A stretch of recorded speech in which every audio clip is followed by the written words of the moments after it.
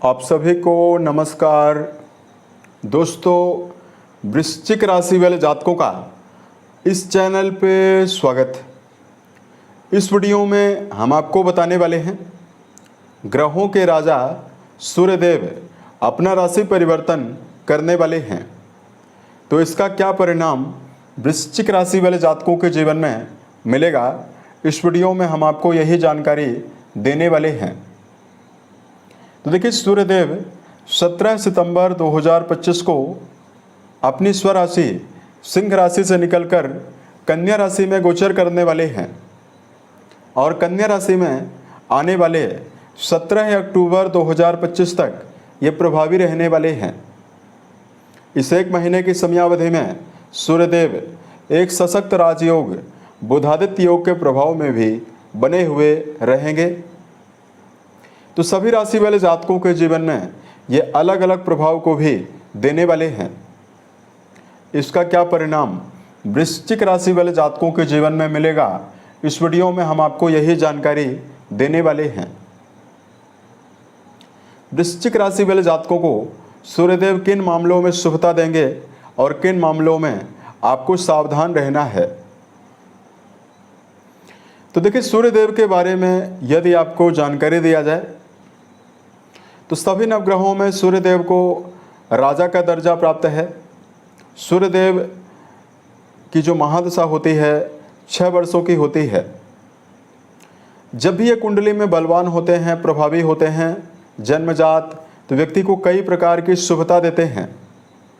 सूर्य बलवान हो तो सरकारी, राजनीतिक और सामाजिक क्षेत्रों में व्यक्ति को कम प्रयासों में ही बड़ी सफलता मिलती है।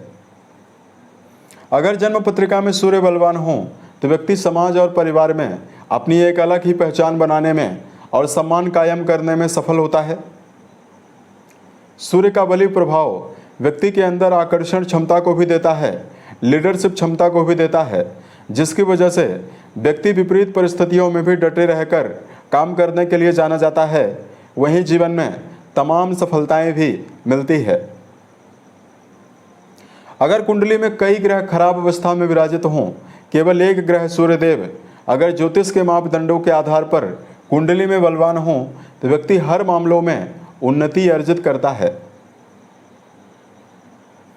लेकिन देखिए, सूर्यदेव अगर कुंडली में कमजोर और पीड़ित अवस्था में विराजित हों तो तमाम समस्याओं का सामना भी करना पड़ता है। शरीर में आँखों से जुड़ी हुई समस्या, पीलिया की बीमारी, चर्म रोग की समस्या, बालों के झड़ जाने की समस्या, पेट से जुड़ी हुई सभी प्रकार की बीमारियां और हड्डी से जुड़ी हुई बीमारियां सूर्यदेव के दुष्प्रभाव से ही मिलती है। सूर्य अगर कमजोर होंगे तो व्यक्ति अपने जीवन में किसी भी लक्ष्य को लेकर लंबे समय तक टिककर काम नहीं कर पाएगा।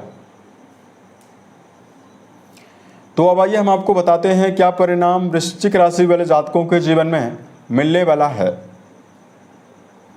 देखिए, बताई गई जो जानकारी है वो आपके चंद्र राशि के ऊपर प्रभावी है, तो आप इसे इसी आधार पर देखें।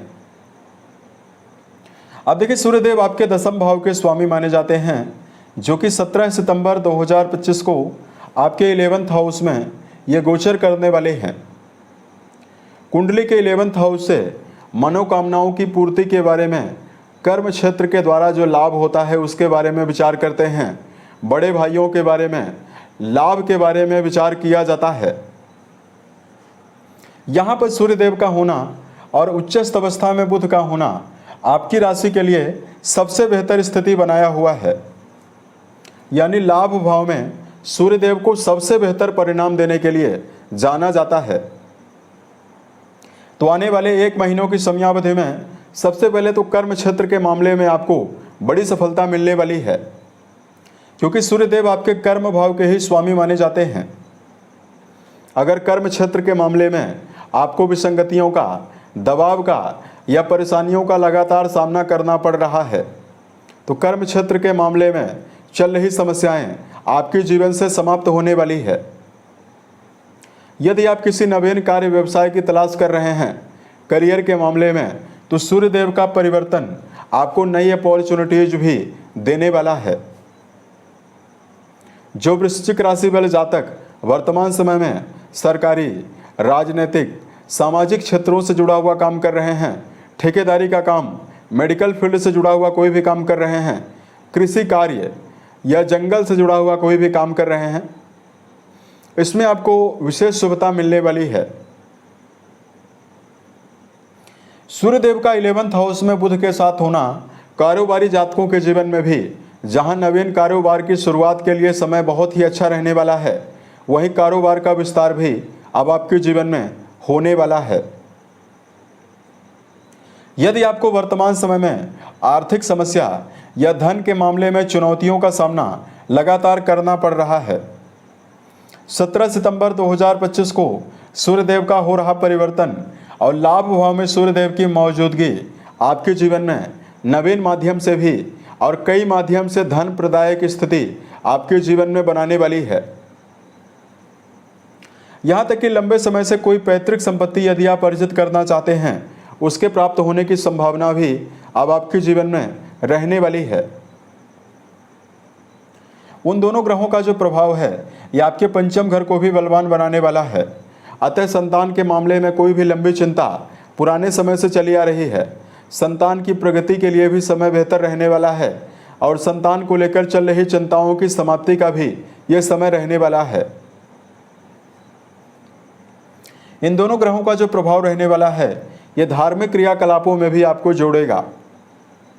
यानी वर्तमान समय में किसी भी धार्मिक उत्सव में सम्मिलित होते हुए या घर के उत्सव में ही आप जाते हुए जीवन में नजर आने वाले हैं। पंचम भाव से दोनों ग्रहों का बना हुआ संबंध विद्यार्थी जीवन में जुड़े हुए जातकों को भी मनोवांछित परिणाम देने वाला है। यानी विद्यार्थी जीवन में जुड़े हुए जातकों की बौद्धिक क्षमता बढ़ी हुई रहने वाली है और आपको शुभ परिणाम शिक्षा के मामले में मिलने वाला है। तो इस प्रकार का जो मेजर इफेक्ट है वो आपके जीवन में आपको मिलेगा।